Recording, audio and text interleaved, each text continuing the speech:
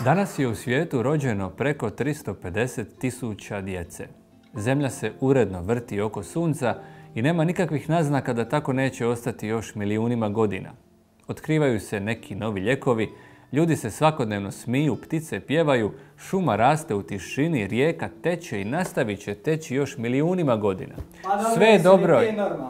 Se ti normalan? Kakve su ovo vijesti? Pa ko će to gledat? Pa daj mi daj mi ubojstva krvni, daj mi vulkane, tornado, daj mi nešto to. Ali ovo je istina. Pa ne zanima mi se, pripadni ljude. To mi je pisano.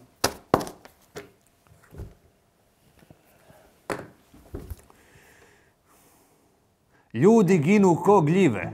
Vatra guta sve pred sobom. Globalno uništenje neminovno. Avioni ispuštaju bombe. Koje ispuštaju bombe? Poplave poplavljuju poplavljena područja. Porast samoubojstava je u porastu. Svaki dan se rodi nekoliko budućih davitelja svojih susjeda. Tektonske ploče uzrokuju pojavu supervulkana u svakom dvorištu. S neba pada kiša igala zaraženih HIV-om. Eksplodiraju ljudima glave na čistu miru. 49 meteora veličine gigantskih meteora veličine utrina je upravo ušlo u atmosferu. Netko je podmjestio atomske bombe u sve.